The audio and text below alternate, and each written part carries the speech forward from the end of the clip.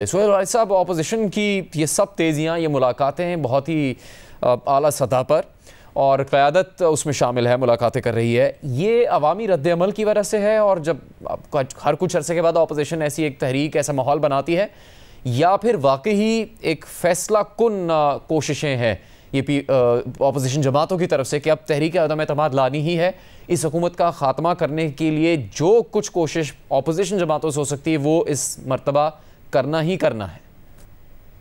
जी, मेरा ख़्याल है गैर मामूली सरगर्मी है, ये मामूल की सरगर्मियाँ नहीं हैं।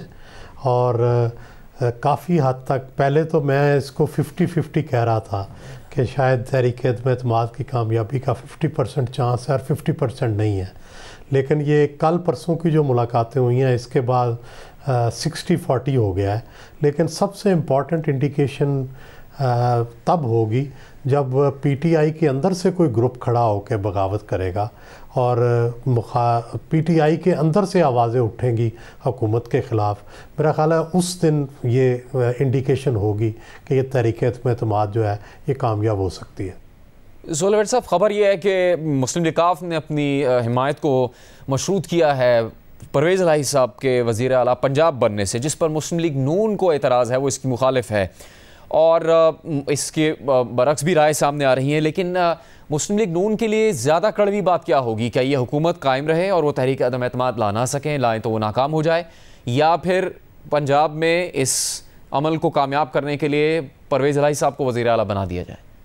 मेरा ख़्याल है मुस्लिम लीग नून के लिए तो अब सूरत हाल यही मुश्किल है कि अगर पीटीआई की हुकूमत कायम रहे और हुकूमत चलती रहे, क्योंकि पीटीआई अगला जिसने मार्च अबूर कर लिया, मेरा ख़्याल है कि वो फिर अगले इलेक्शन तक तो लाजमन रहेगा। और फिर इस बात का भी चांस बन जाएगा कि वो नून को अगले इलेक्शन में भी जो है 2023 का इलेक्शन है उसमें भी टफ़ टाइम दे। तो नून लीग चाहती है कि अभी से जो है पीटीआई का बंदोबस्त करे ताकि 2023 में ये चैलेंज ही उनके लिए ना हो और वो बड़ी पार्टी के तौर पे ख़ुद ही उभरें।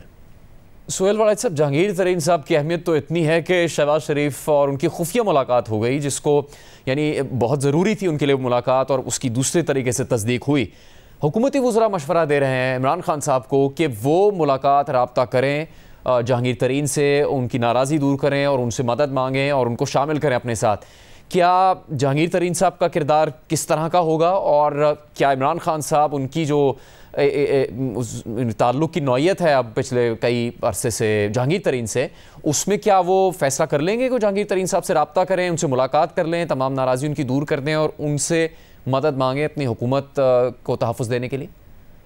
मेरा ख़्याल है इस चीज़ का इम्कान बड़ा कम है कि तरीन साहब और इमरान खान की दोबारा सुलह हो जाए, क्योंकि दरमियान में इतना पानी पुलों से गुज़र चुका है, मुकदमे हो चुके हैं, उनके वज़रा को फ़ारग किया जा चुका है, उनके MPs को तंग किया जा चुका है।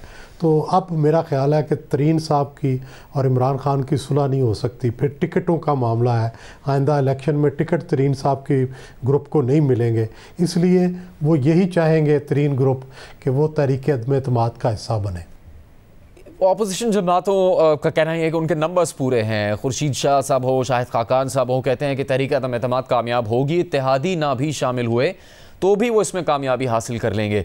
सोहेल वालिद साहब, इस हद तक आगे आ जाने के बाद अपोजिशन की जो कोशिश अब तक है, आपको लगता है कि वो सही तरीके से वो सब अमल कर रहे हैं, या उनको अंदाज़ा है कि फिर इसमें अगर नाकामी होगी तो फिर उनकी सियासी साख पे बहुत ज़्यादा असर आएगा और जो इस वक्त हुकूमत के पास इख्तियार और ताकत मौजूद है उससे भी ज़्यादा हुकूमत मजबूत हो जाएगी अपोजिशन के नाकाम होने की सूरत में? मेरा ख्याल है ये तो डेफिनेटली उन्होंने सोचा होगा कि अगर नाकाम हो गए तो इसका क्या होगा। तो मेरा ख्याल है तो इसमें तो वो बड़े क्लियर है कि अगर नाकाम भी हुए तो कम से कम हमने एफ़र्ट की है। दूसरी तरफ ये है कि बुनियादी बात यह है कि जितने अरकान की ये कह रहे हैं कि हमें तादाद की हमायत हासिल है, उतनी नज़र नहीं आ रही। उतनी तब नज़र आएगी जब पीटीआई के अंदर से कोई ग्रुप नज़र आएगा, पीटीआई अंदर से कोई बगावत होगी, पीटीआई अंदर के लोग जो हैं वो इमरान खान के ख़िलाफ़ और अपनी हुकूमत के ख़िलाफ़ कोई बयान देंगे, तभी एक माहौल बनेगा नफसियाती भी और सियासी भी।